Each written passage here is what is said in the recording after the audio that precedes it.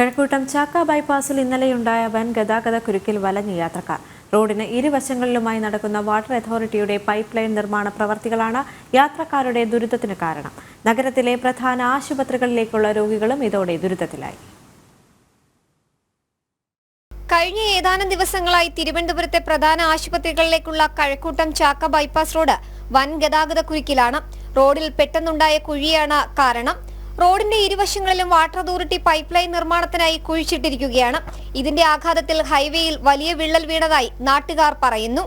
National highway authority നിർമ്മാണ പ്രവർത്തനങ്ങൾ ആരംഭിച്ചെങ്കിലും പ്രശ്നത്തിന് കാരണക്കാരായ വാട്ടർ അതോറിറ്റി നടപടികൾ സ്വീകരിക്കുന്നില്ലെന്നാണ് പരാതി. രണ്ടാം തവണയാണ് ഇതിന്റെ റോഡിന്റെ ഈ ഓടയുടെ പണി തുടങ്ങിയത്. ആദ്യം ഏകദേശം ഒരു വർഷത്തോളം ഇത് പണി ചെയ്ത് അവരെ കൊണ്ട് കഴിയാതെ അവർ വിട്ടിട്ട് പോയതാണ്. അതിനുശേഷം രണ്ടാമതാണ് വീണ്ടും വന്ന് കോടതി വിധിയും വാങ്ങിച്ചുകൊണ്ടാണ് വീണ്ടും വന്ന് പണി തുടങ്ങുന്നത്.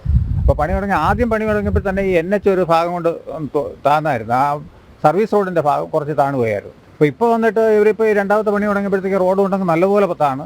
അപ്പോഴത്തേക്ക് വണ്ടികൾ വന്ന് അവിടെ ഇടിച്ചപ്പോഴത്തേക്ക് തെറിക്കുന്ന ഒരു അവസ്ഥ വന്നു. അപ്പോഴാണ് ഈ പോലീസിനെയൊക്കെ കൂടുതലായിട്ട് വരുന്നത്. പിന്നീട് NH ഇടപെടുകയും NH national authority of India ഇടപെട്ട് അവസാനം പിന്നീട് അവരിടാൻ തീരുമാനിച്ചു. കാരണം അല്ലെങ്കിൽ വലിയൊരു പ്രശ്നമായി തീരും. ഒരുപാട് വണ്ടികൾ അപകടങ്ങൾ ഉണ്ടാകുന്ന ഒരു സാഹചര്യം ഉണ്ടായി. അപ്പോഴാണ് അവർ പിന്നീട് ഇവിടെ വന്നിട്ട് ഇങ്ങനെ റോഡ് മുറിച്ച് അവരുടെ ഭാഗത്ത് NHന്റെ ഭാഗത്ത് അവർ ഈ പൈപ്പ് ഇടാൻ തീരുമാനിച്ചു. അപ്പോൾ അതിന് ശേഷമുള്ള ബാക്കിയുള്ള ഭാഗത്തെ കാര്യങ്ങൾ ഇനിയിപ്പോൾ ആരെ ചെയ്യുന്നുള്ള കാര്യം ഈ കോൺട്രാക്ടറെ കൊണ്ട് ചെയ്യാൻ കഴിയുമെന്ന് നമുക്ക് തോന്നുന്നില്ല.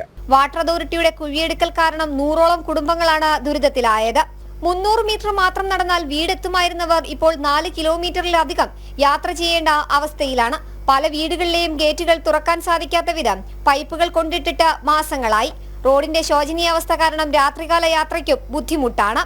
കുഴികളിൽ കെട്ടിനിൽക്കുന്ന വെള്ളം പല പകർച്ചവ്യാധികൾക്കും കാരണമാകുമെന്ന ഭീതിയും പ്രദേശവാസികൾക്കുണ്ട്.